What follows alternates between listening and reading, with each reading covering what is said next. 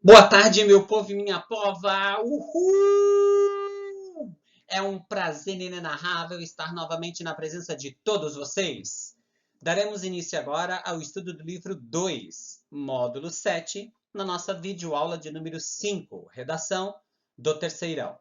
Argumentação 2. Vamos verificar neste módulo algumas estratégias para melhorar o parágrafo argumentativo. O segundo e o terceiro parágrafos principalmente.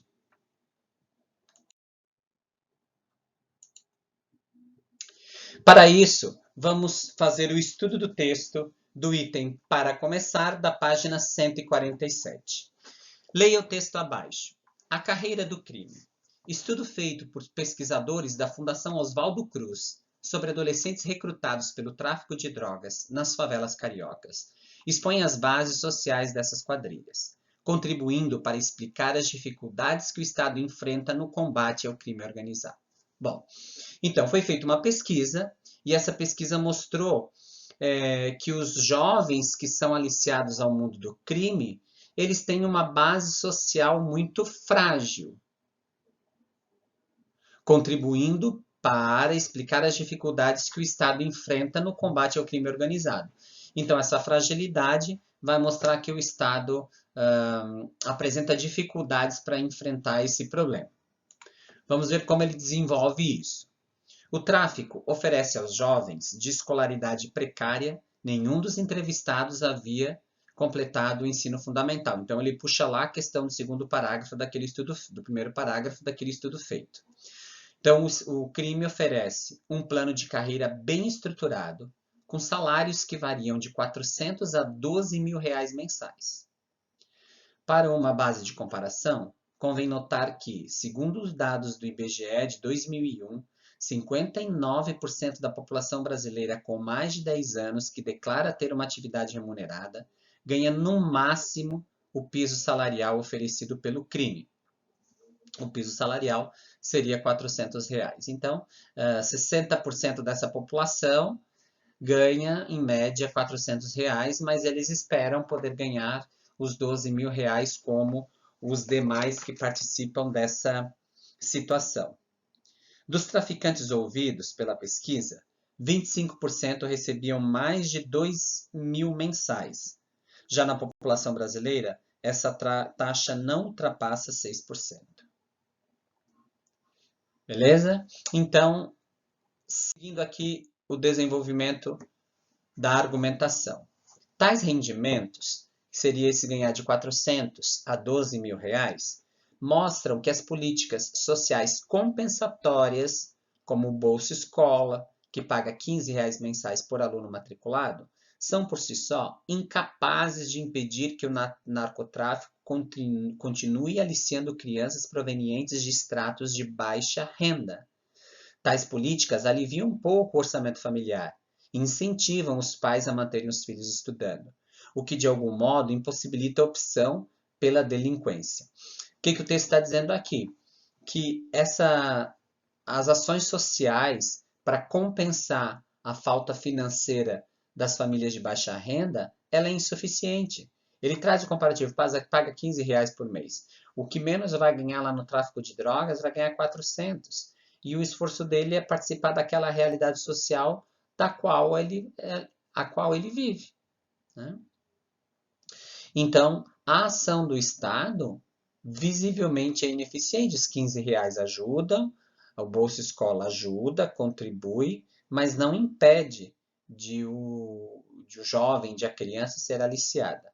No mesmo sentido, os programas voltados aos jovens vulneráveis ao crime organizado, como circos escolas, oficinas de cultura, escolinhas de futebol, são importantes, mas não resolvem o problema. Visivelmente não resolvem o problema. Então, as ações sociais tomadas pelo Estado são ineficientes para combater o aliciamento de crianças e jovens. Então, ele vai trazer a solução. E já começa assim: a única maneira de reduzir a atração exercida pelo tráfico é a repressão, que aumenta os riscos para os que escolhem esse caminho. Então, segundo o texto, o ideal é aumentar o risco. Reprimir vai fazer com que ele aumente o risco de escolher esse caminho. Os rendimentos pagos aos adolescentes provam isso. Eles são elevados precisamente porque a possibilidade de ser preso não é desprezível. É preciso que o Executivo Federal e os estaduais desmontem as organizações paralelas erguidas pelas quadrilhas para que a certeza da punição elimine o fascínio dos salários do crime. Então, o texto entende que o Estado tenta fazer uma política social por meio da Bolsa Escola, por meio das círculos de escolas, enfim, do futebol, das atividades esportivas, só que nada disso tem sido eficiente porque não tem impedido de o jovem ser aliciado. Então, a repressão passa a ser a única maneira de reduzir isso. Isso é uma dedução. Né? Esse texto está organizado por meio do processo dedutivo. Por quê? Bom, existe um problema social. Os jovens são aliciados. Os jovens vivem sem dinheiro. O Estado tenta compensar, mas é ineficiente. Então, outra coisa tem que ser feita. Outra coisa que não está sendo feita. Claro que nesse caso seria a repressão. Né? A sensação de punidade. A sensação de impunidade, segundo o texto, deve ser eliminada por meio da repressão. Claro que a dedução pode ser contra-argumentada se eu trouxer exemplos de países que já tentaram reprimir mais, enfim, e não surtiu efeito. Mas a dedução é um raciocínio pertinente para a organização textual. Vamos entender, então, como se dá a lógica da organização desses argumentos. Os argumentos podem ser organizados por meio da dedução ou por meio da indução. A dedução, quando eu falo em pensamento dedutivo, eu tenho uma premissa que implica uma solução. Qual era a premissa que eu tinha? Que os jovens são aliciados. O Estado tenta. Então, se os jovens são aliciados e o Estado tenta resolver e não consegue, vamos propor uma coisa que o Estado não faz. Né? Vamos entender essa premissa das mais famosas que existem, da dedução mais famosa que existe. Todo homem é mortal. Isso é uma afirmação irrefutável. A dedução parte de uma afirmação irrefutável. Os jovens são aliciados ao mundo do crime. São. Ok? Isso é uma premissa verdadeira. Todo homem é mortal. Um fato é uma premissa verdadeira. Agora, Sócrates é homem. É uma premissa um pouco menor, porque eu tenho uma especificidade. Todo homem é mortal, Sócrates é uma situação específica. Sócrates é homem. Então, se todo homem é mortal e se Sócrates é homem, eu entendo que Sócrates é mortal.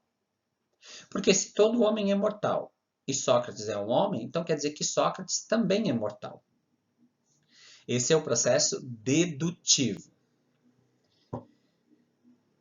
Todos temos dívidas. Todos temos dívidas. Eu tenho dívida. Então, eu sou pobre. É uma dedução. Eu posso até questionar isso. Não, eu não sou pobre. Eu sou desorganizado.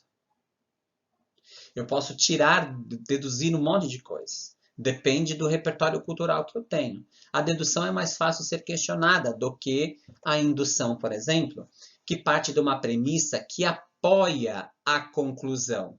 Então, eu faço premissas para tirar uma conclusão. Ela é apoiada em fatos. Exemplo, ferro, cobre e alumínio são metais e conduzem eletricidade. Isso está posto, uma situação específica. Vou partir agora para uma situação mais geral. Então, todos os metais conduzem eletricidade. Isso está fundamentado na ideia de cobre, ferro e alumínio serem metais e conduzirem a eletricidade. Como funciona essa organização? No caso da dedução, eu parto de algo mais geral, todo homem é mortal, para conclusões específicas. Sócrates é homem, então Sócrates é mortal. Agora, a indução Isso é uma verdade absoluta, né? Todo homem é mortal. Eu parto de ideias irrefutáveis ou muito bem explicadas. Agora, no caso da indução, nós temos um movimento contrário. Nós partimos de premissas específicas para tirar conclusões generalistas. Então, eu tenho que o ferro e o cobre conduzem eletricidade.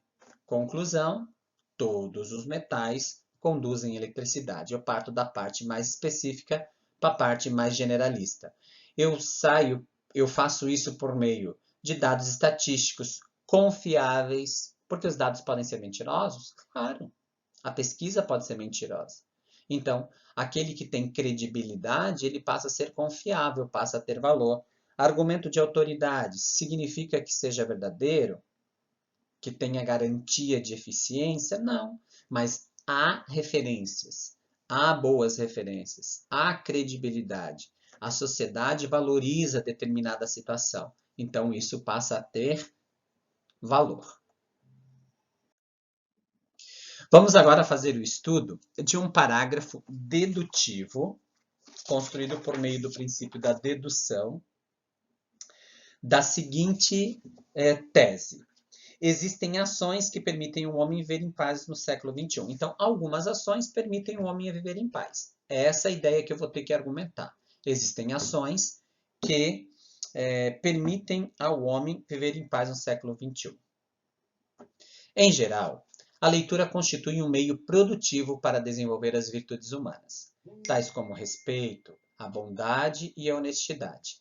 Isso é uma ideia geral, né? A leitura constitui um meio para desenvolver as virtudes humanas. Isso é irrefutável. Não tem como questionar. Não estou dizendo que é a única, não estou dizendo que é a melhor, mas eu estou dizendo que a leitura constitui um meio produtivo para desenvolver as virtudes humanas. As virtudes humanas podem sim ser desenvolvidas por meio da leitura. Isso está posto. Isso se torna especialmente importante se considerarmos que a intolerância, em suas manifestações mais graves, como a violência, origina-se de um caráter mal formado, em que certos princípios não foram enraizados. Então ele está fazendo aqui uma ideia específica. A leitura contribui para as virtudes humanas. Se as virtudes humanas não aconteceram porque existe violência, significa que houve um caráter mal formado. Não houve uma formação adequada. Conclusão, dedução. Se não houve uma formação adequada, é porque faltou o quê? Leitura. Dessa forma, se quisermos combater a intolerância, o incentivo à leitura é, sem dúvida, uma bela alternativa. Então, se a leitura contribui para desenvolver virtude, e se eu percebo que a violência, onde tem violência, é porque houve um caráter mal formado, significa que ali não houve leitura. Se quisermos combater a intolerância, se quisermos combater a violência, o incentivo à leitura é, sem dúvida, uma bela alternativa. Porque a incentivar a leitura pode desenvolver a leitura e, portanto, essa situação vai constituir um meio produtivo para desenvolver as virtudes humanas. Nós faremos agora o estudo do parágrafo argumentativo que trata dessa organização por meio da indução. Nós temos aqui no final do parágrafo uma ideia mais generalista e nós vamos entender esta organização do parágrafo. Deve-se perceber que a Constituição de 1988, também chamada de cidadã, assegura o direito à liberdade de imprensa. Isso é algo amplo, né? A Constituição assegura o direito à liberdade de imprensa. Então, a imprensa pode fazer o que quiser. Mas, entretanto, é místera a compreensão de que o exercício arbitrário dessa garantia pode acarretar o descumprimento de um princípio que é assistido pela nossa Carta Magna, o princípio da individualidade, da privacidade. Então, ele faz uma referência à Constituição, mas também faz uma ponderação. Para trazer um exemplo de uma situação dessa. Um caso que ilustra bem essa questão é o do vídeo divulgado na internet com cenas de conjunção carnal envolvendo a modelo Daniela Ciccarelli, que fere a proteção ao direito de imagem. Ou seja, a mídia divulgou uma situação específica que era direito à privacidade da Daniela, mas ao mesmo tempo a mídia tinha assegurada o direito à liberdade de imprensa, então ela pode divulgar aquilo que ela quiser, porque ela tem isso dentro da nossa Constituição. A Constituição permite isso, mas ao mesmo tempo fere um outro direito. Com isso, conclusão do parágrafo, ideia geral. Nota-se que essa liberdade precisa ser fiscalizada. Então tem uma liberdade, mas não é uma liberdade total. E se for o caso, censurada, a fim de evitar abusos dos meios de comunicação. Porque eu ter toda a liberdade, eu posso abusar disso, segundo o texto. E ele traz um exemplo de que esse abuso aconteceu, porque a mídia divulgou isso. Tranquilos? Nós vamos fazer essa situação problema do livro de vocês lá da página 151. É uma organização de parágrafo sobre a tese de que o controle dos estrangeirismos é prejudicial à língua portuguesa. Então, eu vou desenvolver essa ideia aí. O controle do estrangeirismo é prejudicial à língua portuguesa. Essa é a tese, isso que terá que ser desenvolvido. E foi feito esse parágrafo argumentativo, que começa assim. Lembrando que o controle dos estrangeirismos é prejudicial à língua portuguesa. Essa é a ideia que vai ser defendida. É sabido que a língua portuguesa é produto de uma série de transformações do latim vulgar, latim falado na Península Ibérica. Bom, isso é uma evidência, né? É um conhecimento histórico, eu consigo exemplificar isso por meio de uma afirmação, por meio de uma evidência. O tempo encarregou-se de incorporar contribuições de outras culturas para modificá-la e fazê-la assumir a forma rica que tem hoje. Então, aqui eu faço uma exemplificação, uma explicação da evidência 1. A língua portuguesa é produto de uma série de transformações. E o tempo se encarregou de incorporar contribuições de outras culturas, de outras línguas, enfim, para ela ganhar essa forma que ela tem hoje. Então, ele explica a evidência 1. Depois ele traz mais uma exemplificação por meio de uma outra evidência. Através do conectivo, esse mesmo processo do português, originário do latim, lá na Península Ibérica, e o tempo permitiu que fossem incorporadas contribuições de outras culturas, aconteceu com o espanhol, o francês e o italiano, para citar outras línguas de origem latina. Então, é um processo que aconteceu também com outros idiomas. Natural. Conclusão, verdade absoluta. Não é devaneio, portanto, afirmar que é natural de qualquer língua trocar e misturar para sobreviver e evoluir. Então, a troca e a mistura numa língua é natural para que ela sobreviva e evolua, que é o que aconteceu, por exemplo, com o latim falado na Península Ibérica. E para que vocês possam desenvolver esses conceitos, esse conhecimento acerca da estrutura argumentativa por meio da dedução e da indução, que é da parte mais geral para uma parte específica, e do contrário, de uma parte específica para uma parte mais geral, no caso da indução, vocês devem resolver as atividades 1 a 5 do Praticando o Aprendizado na página 152 e 153. Bom estudo para vocês, um beijo e até a próxima!